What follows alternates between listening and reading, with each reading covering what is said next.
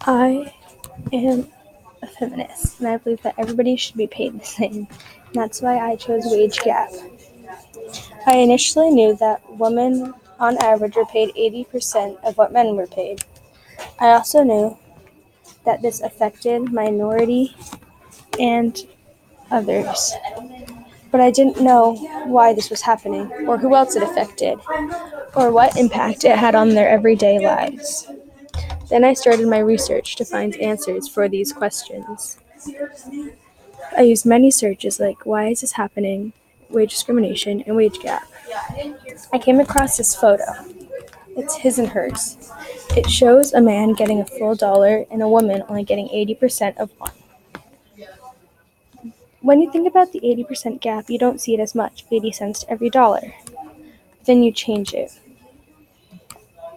$800 for every $1,000, which is a lot. As I was researching, I came across this, equal pay for equal work. It means that everybody should be paid the same for doing the same work. This was very powerful to me.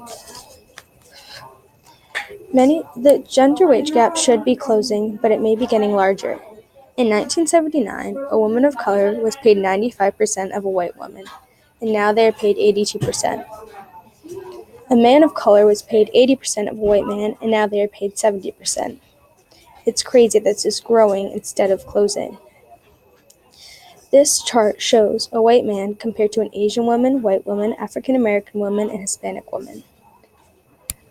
An Asian woman is paid 94% of what a man is paid. A white woman, 82%, an African American woman, 68%, and an Hispanic woman, 61%. Wage gap in sports. It even happens in soccer. The women's soccer team got $2 million for winning the World Cup, and the men's $8 million for losing. The Women's World Cup was the most viewed soccer game in U.S. history, and yet they got 4 times less. Tennis. In this picture, you can see Billie Jean King with Venus Williams. Venus Williams made a speech, and the tennis prize money got paid equally a year and a half later. The speech said, "All our hearts beat the same. When our eyes are closed, you really can't tell next to you who's a man and who's a woman." It's not just limited to pros. It happens in high schools as well. When I interviewed Representative Deborah Giro, she told me about Susan Donovan, who was a field hockey coach. She got paid less than the boys' hockey coach, which was crazy because they had similar game and practice schedules.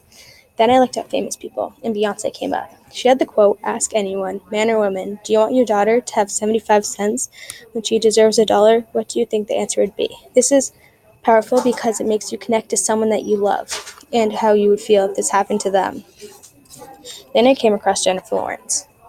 When she was filming the movie American Hustle, she wanted to ask for a raise, but she didn't want to be seen as spoiled or difficult. But then the payroll came out online, and she realized that her male co-stars didn't feel spoiled or difficult because they were getting paid so much more than her. Protests. There are many ways to stand up and protest for this cause.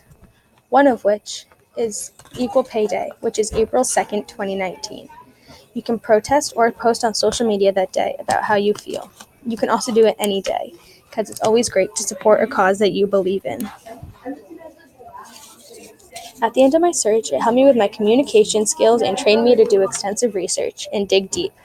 This presentation also taught me how big a problem it is that women are still being treated less today and paid less.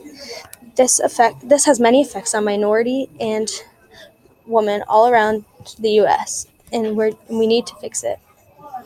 Even though the Equal Pay Act of 1963 prohibits women or minority being paid less, it's still happening even though it's legal. Thank you for listening.